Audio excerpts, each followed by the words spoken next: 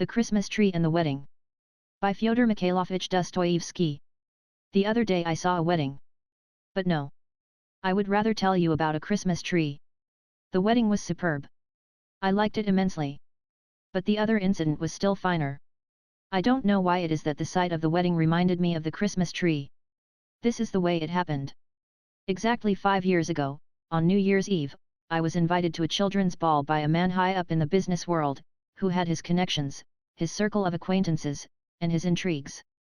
So it seemed as though the children's ball was merely a pretext for the parents to come together and discuss matters of interest to themselves, quite innocently and casually. I was an outsider, and, as I had no special matters to air, I was able to spend the evening independently of the others. There was another gentleman present who, like myself, had just stumbled upon this affair of domestic bliss. He was the first to attract my attention. His appearance was not that of a man of birth or high family. He was tall, rather thin, very serious, and well dressed. Apparently he had no heart for the family festivities. The instant he went off into a corner by himself, the smile disappeared from his face, and his thick dark brows knitted into a frown. He knew no one except the host and showed every sign of being bored to death, though bravely sustaining the role of thorough enjoyment to the end. Later I learned that he was a provincial, had come to the capital on some important, brain-racking business, had brought a letter of recommendation to our host, and our host had taken him under his protection, not at all con amore. It was merely out of politeness that he had invited him to the children's ball. They did not play cards with him, they did not offer him cigars. No one entered into conversation with him. Possibly they recognized the bird by its feathers from a distance. Thus, my gentleman, not knowing what to do with his hands, was compelled to spend the evening stroking his whiskers. His whiskers were really fine, but he stroked them so assiduously that one got the feeling that the whiskers had come into the world first and afterwards the man in order to stroke them. There was another guest who interested me. But he was of quite a different order. He was a personage. They called him Julian Mikhailovitch. At first glance one could tell he was an honored guest and stood in the same relation to the host as the host to the gentleman of the whiskers. The host and hostess said no end of amiable things to him, were most attentive, whining him, hovering over him, bringing guests up to be introduced, but never leading him to anyone else. I noticed tears glisten in our host's eyes when Julian Mikhailovitch remarked that he had rarely spent such a pleasant evening. Somehow I began to feel uncomfortable in this personage's presence. So, after amusing myself with the children, 5 of whom, remarkably well-fed young persons, were our hosts, I went into a little sitting room, entirely unoccupied, and seated myself at the end that was a conservatory and took up almost half the room. The children were charming. They absolutely refused to resemble their elders, notwithstanding the efforts of mothers and governesses. In a jiffy they had denuded the Christmas tree down to the very last sweet and had already succeeded in breaking half of their playthings before they even found out which belonged to whom. One of them was a particularly handsome little lad, dark-eyed, curly-haired, who stubbornly persisted in aiming at me with his wooden gun. But the child that attracted the greatest attention was his sister, a girl of about 11, lovely as a cupid. She was quiet and thoughtful, with large, full, dreamy eyes. The children had somehow offended her, and she left them and walked into the same room that I had withdrawn into. There she seated herself with her doll in a corner. Her father is an immensely wealthy businessman, the guests informed each other in tones of awe. 300,000 rubles set aside for her dowry already. As I turned to look at the group from which I heard this news item issuing, my glance met Julian Mikhailovitch's. He stood listening to the insipid chatter in an attitude of concentrated attention, with his hands behind his back and his head inclined to one side. All the while I was quite lost in admiration of the shrewdness our host displayed in the dispensing of the gifts. The little maid of the many-rubied dowry received the handsomest doll, and the rest of the gifts were graded in value according to the diminishing scale of the parents' stations in life. The last child, a tiny chap of 10, thin, red-haired, freckled, came into possession of a small book of nature stories without illustrations or even head and tail pieces. He was the governess's child. She was a poor widow, and her little boy, clad in a sorry-looking little nankeen jacket, looked thoroughly crushed and intimidated. He took the book of nature stories and circled slowly about the children's toys. He would have given anything to play with them. But he did not dare to. You could tell he already knew his place. I like to observe children. It is fascinating to watch the individuality in them struggling for self-assertion. I could see that the other children's things had tremendous charm for the red-haired boy, especially a toy theatre, in which he was so anxious to take a part that he resolved to fawn upon the other children. He smiled and began to play with them. His one and only apple he handed over to a puffy urchin whose pockets were already crammed with sweets, and he even carried another youngster pick-a-back all simply that he might be allowed to stay with the theatre. But in a few moments an impudent young person fell on him and gave him a pummeling. He did not dare even to cry. The governess came and told him to leave off interfering with the other children's games, and he crept away to the same room the little girl and I were in. She let him sit down beside her, and the two set themselves busily dressing the expensive doll. Almost half an hour passed, and I was nearly dozing off, as I sat there in the conservatory half listening to the chatter of the red-haired boy and the dowered beauty, when Julian Mastakovich entered suddenly. He had slipped out of the drawing room under cover of a noisy scene among the children. From my secluded corner it had not escaped my notice that a few moments before he had been eagerly conversing with the rich girl's father, to whom he had only just been introduced. He stood still for a while reflecting and mumbling to himself, as if counting something on his fingers. 300, 311, 12, 13, 16 in 5 years. Let's say 4% 5 times 12, 60, and on these 60. Let us assume that in 5 years it will amount to, well, 400. But the shrewd old fox isn't likely to be satisfied with 4%. He gets 8 or even 10, perhaps. Let's suppose 500, 500,000, at least, that's sure. Anything above that for pocket money. He blew his nose and was about to leave the room when he spied the girl and stood still. I, behind the plants, escaped his notice. He seemed to me to be quivering with excitement. It must have been his calculations that upset him so. He rubbed his hands and danced from place to place, and kept getting more and more excited. Finally, however, he conquered his emotions and came to a standstill. He cast a determined look at the future bride and wanted to move toward her, but glanced about first. Then, as if with a guilty conscience, he stepped over to the child on tiptoe, smiling, and bent down and kissed her head. His coming was so unexpected that she uttered a shriek of alarm. "What are you doing here, dear child?" he whispered, looking around and pinching her cheek. "We're playing." "What, with him?" said Julian Mastakovich with a look askance at the governess's child. "You should go into the drawing room, my lad," he said to him. The boy remained silent and looked up at the man with wide-open eyes. Julian Mastakovich glanced round again cautiously and bent down over the girl. "What have you got, a doll, my dear?" "Yes, sir." The child quailed a little, and her brow wrinkled. "A doll? And do you know, my dear, what dolls are made of?" "No, sir," she said weakly, and lowered her head. "Out of rags, my dear."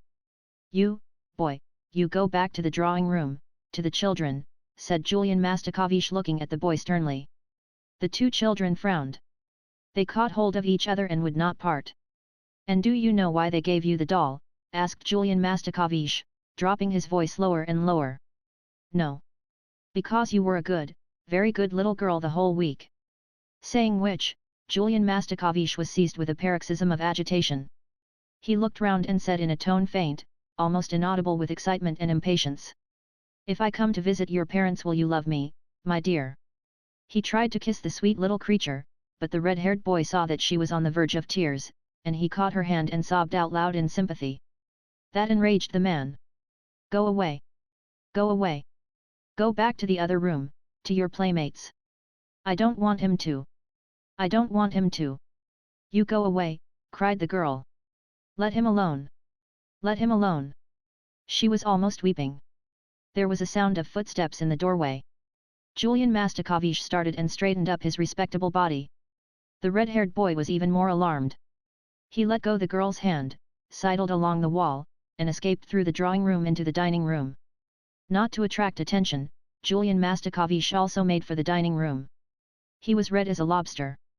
The sight of himself in a mirror seemed to embarrass him. Presumably he was annoyed at his own ardor and impatience.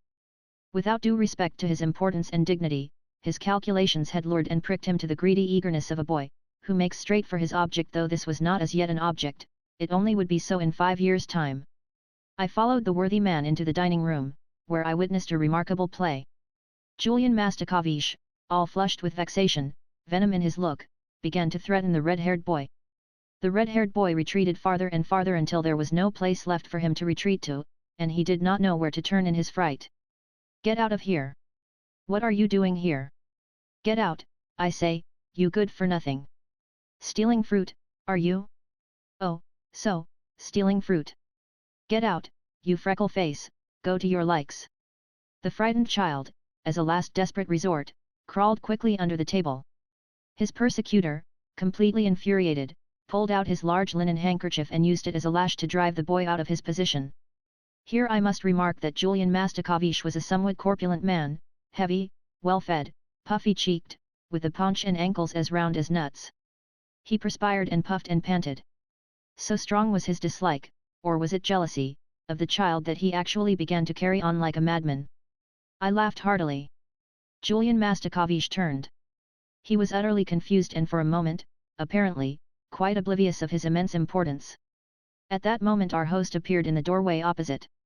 The boy crawled out from under the table and wiped his knees and elbows.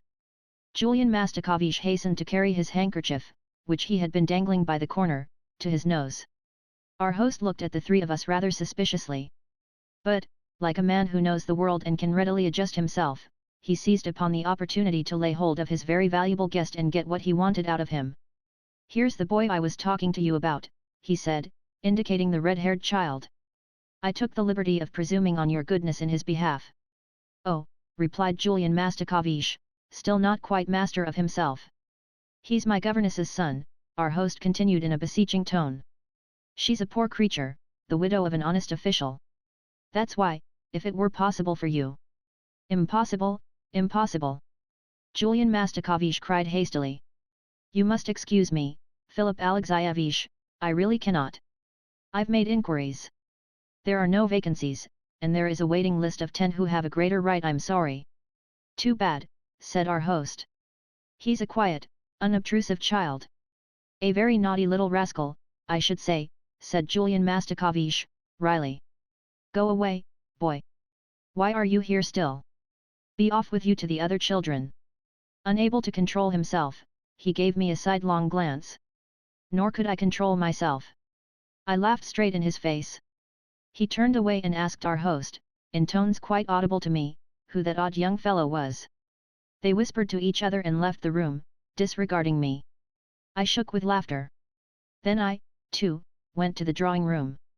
There the great man, already surrounded by the fathers and mothers and the host and the hostess, had begun to talk eagerly with a lady to whom he had just been introduced. The lady held the rich little girl's hand. Julian Mastakovich went into fulsome praise of her. He waxed ecstatic over the dear child's beauty, her talents, her grace, her excellent breeding, plainly laying himself out to flatter the mother, who listened scarcely able to restrain tears of joy, while the father showed his delight by a gratified smile. The joy was contagious. Everybody shared in it. Even the children were obliged to stop playing so as not to disturb the conversation. The atmosphere was surcharged with awe. I heard the mother of the important little girl, touched to her profoundest depths, ask Julian Mastakovich in the choicest language of courtesy, whether he would honor them by coming to see them. I heard Julian Mastakovich accept the invitation with unfeigned enthusiasm. Then the guests scattered decorously to different parts of the room, and I heard them, with veneration in their tones, extol the businessman, the businessman's wife, the businessman's daughter, and, especially, Julian Mastakovich. "Is he married?" I asked out loud of an acquaintance of mine standing beside Julian Mastakovich. Julian Mastakovich gave me a venomous look. "No," answered my acquaintance, profoundly shocked by my intentional indiscretion. "Not long ago I passed the church of—" I was struck by the concourse of people gathered there to witness a wedding. It was a dreary day. A drizzling rain was beginning to come down. I made my way through the throng into the church. The bridegroom was a round, well-fed, pot-bellied little man, very much dressed up. He ran and fussed about and gave orders and arranged things. Finally word was passed that the bride was coming. I pushed through the crowd, and I beheld a marvelous beauty whose first spring was scarcely commencing. But the beauty was pale and sad. She looked distracted. It seemed to me even that her eyes were red from recent weeping. The classic severity of every line of her face imparted a peculiar significance and solemnity to her beauty. But through that severity and solemnity, through the sadness, shone the innocence of a child.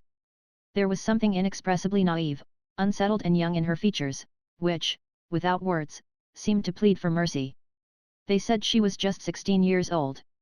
I looked at the bridegroom carefully. Suddenly I recognized Julian Mastakovich, whom I had not seen again in all those 5 years. Then I looked at the bride again. Good God! I made my way, as quickly as I could, out of the church. I heard gossiping in the crowd about the bride's wealth, about her dowry of 500,000 rubles, so and so much for pocket money. Then his calculations were correct, I thought, as I pressed out into the street.